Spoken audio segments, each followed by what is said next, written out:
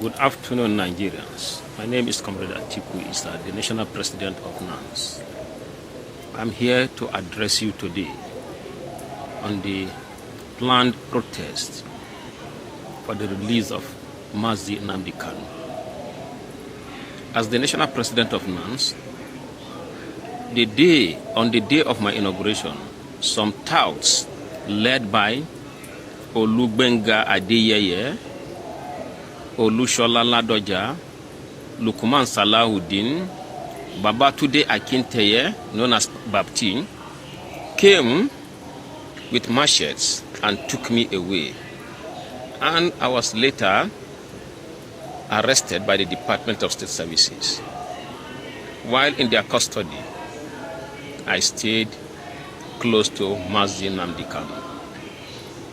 And I realized that he is a man of great passion and love for all Nigerians, irrespective of where you come from. He helped me while I was in detention, gave me valuable advice, and stood by me. And today, I am a free man. Now, Mazi Nnamdi Kanu is somebody I know very well. He has been unlawfully detained by the government because he hates injustice. And we must stand with Mazi Nnamdi Kanu. I urge all Nigerians to come out on the 20th of October to protest and ensure that he is released. If bandits and criminals will sit with government representatives with their guns and still go back to go and kidnap, humiliate, maim Nigerians, I see no reason why Mazi Nnamdi Kanu should continue to be in detention. Let us all come out. It is not the fault of these criminals in government that people are suffering today, but because people have become docile, they accept anything, and that is why these people will continue to humiliate those docile Nigerians. Let us all come out en masse. The power of unity is stronger than the power of those in government. Let us not be afraid of anything, because I believe that life can only be worthy of living if living is to the fullest. We must demand for justice and ensure that Mazi Nnamdi Kanu is released. Thank you very much. I remain Comrade Atiku Isah, the National President of NANS. That was Comrade Atiku Isah, the National President of the National Association of Nigerian Students, telling the world the reason why he joined the campaign to free Nnamdi Kanu from detention, telling the world about Nnamdi Kanu they don't know about. He has been up close with Nnamdi Kanu, and what took him there, he narrated it. It was a story that made the headline when it was alleged that the son of the president sent people to manhandle him. That was what was alleged, but the presidency denied it, and the son of the president denied it. But he ended up in detention by the DSS, where he had contact with Nnamdi Kanu, the detained leader of the Indigenous People of Biafra, who has been on the news for years now, since 2021, when he was renditioned to Nigeria from Kenya, an action that several court rulings have also said was an illegality, was an aberration.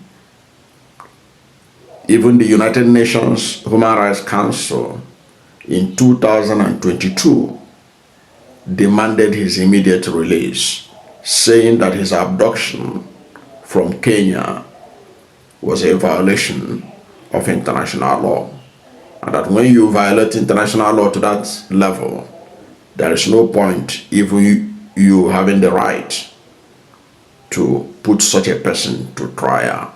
Of course, the former president did not heed to that, and the current president has continued where Buhari stopped. And the Isah raised a lot of germane questions in his presentation on why he is backing the campaign to free Nnamdi Kanu.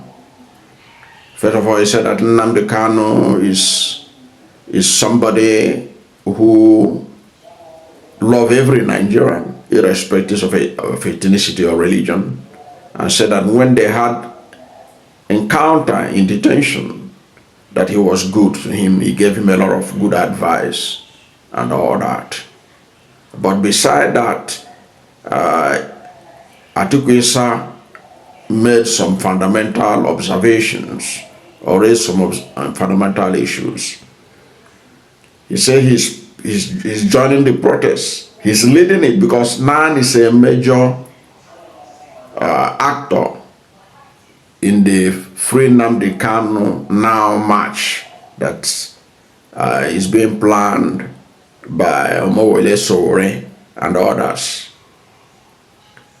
which I understand is going to be a march that will take the participants to Aso Rock Villa to talk to President Bola Ahmed Tinubu to free Nnamdi Kanu. And he said that Isah was talking about that he has been unlawfully detained. Why did he say that he was unlawfully detained? Now, I have given you an example of what the United Nations Human Rights Council said. They say anybody that was abducted in the manner he was abducted, rendition, is a violation of international law. You don't have rights to try the person. Okay? You violated his right. So you have to take him back to where you brought him from. And that was why the United Nations Human Rights Council in 2022 called for Nnamdi Kanu's immediate release. So based on that, on the United Nations position, his detention is unlawful. Now, Nnamdi Kanu has gone through courts, and since 2021 when he was renditioned, and by 2024, in 2024, appeal courts set him free, granted him bail. I understand, granted him bail. But that bail was not honored. So that's also perhaps why, one of the reasons why he said that Nnamdi Kanu is unlawfully being detained. And then he talked about that Nnamdi Kanu hates injustice. Of course, it is because of his hate for injustice. That was why he is backing on campaign for self-determination, which is a right that is guaranteed, that is granted under the international law and under the United Nations Charter for indigenous people to have right to self-determination or determine their political future. It is not an illegality to seek self-determination or to demand self-determination, because if it is, why then did they release Sunday Igboho? Sunday Igboho was into self-determination campaign and he's still in it. Sunday Igboho is calling for Yoruba nation self-determination from Nigeria. Under the administration of Muhammad Buhari, there was a shootout between Sunday Igboho's people and DSS, in which several people were killed. Okay? And AK-47s was recovered from media report from the house of Sunday Igboho. He ran away from Nigeria, but those they caught, including Sunday Igboho himself, who ran away, charges were filed against them at the court by the then Attorney General of the Federation, Malami. One of the charges against Igboho was treasonable felony, for which Nigeria was demanding his extradition from Benin Republic.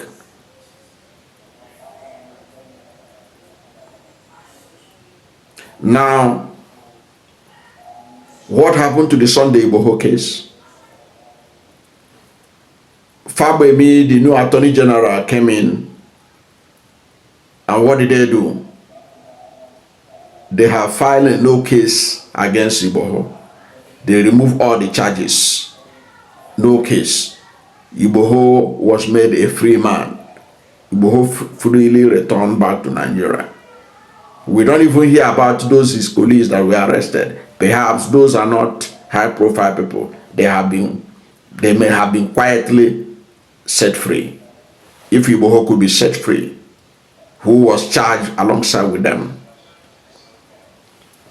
Now, what did we see?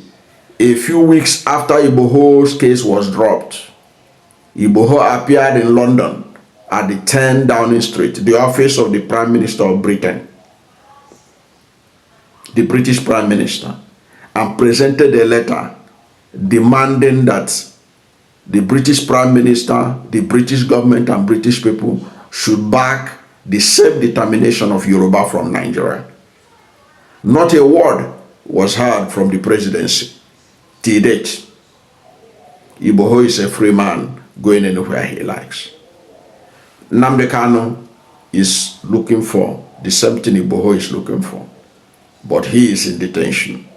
So these are the contradictions that this man is looking at. That was why he also brought the issue of the bandits. He said, look at the bandits. The bandits are hobnobbing with governors, with local government chairmen in some states. The bandits are wielding guns. These bandits are killing, maiming, kidnapping, destroying farmlands, sending communities away from their homestead and all that.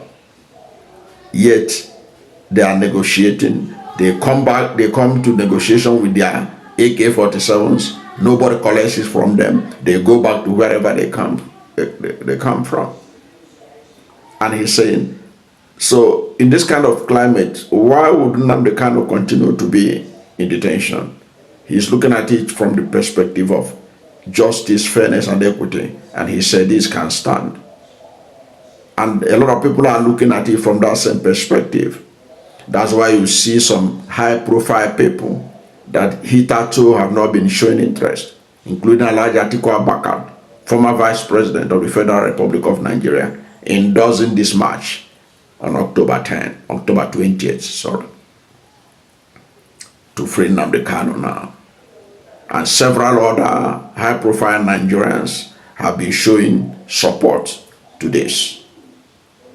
Okay, and it is interesting that this thing is coming up at a time when many people are now seeing what Peter Obi saw for a very long time. Remember that Peter Obi took a lot of heat in 2024 when he demanded the release of Nnamdi Kanu, saying that his release, his detention after being freed by the appeal court, was a violation of the rule of law.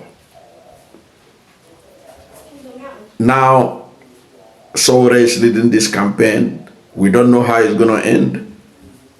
Government is not happy about it. The government has condemned it. The government has said that Sowore wants to create chaos. So whether the peaceful march will take place or not remains to be seen, because from the way the government itself is sounding, they may not allow it to hold. But if he holds, Isah Atiku say he's going to be in the forefront to protest for somebody who he has met up close and found out that he is not a threat to Nigeria. He's only fighting against injustice. I don't know what to think about Comrade Atiku's reasons why he has decided to be among the leaders of the protest and take the immense goodwill that the Nigerian National Association of Nigerian Students command to this planned march. I don't know what to think about him, what he said, but whatever is your position, let's hear from you at the comment section. Thank you for watching this video, and if you are new to my channel, you have not yet subscribed to my channel, please subscribe to my channel, hit the subscription button, hit the notification bell. When you subscribe to my channel and hit the notification bell, anytime I have a new video, you'll be among the first to know. God bless you. And please don't forget to like this video, because when you like it, God will rank it high and recommend it for more people. Thank you, and God bless you and yours.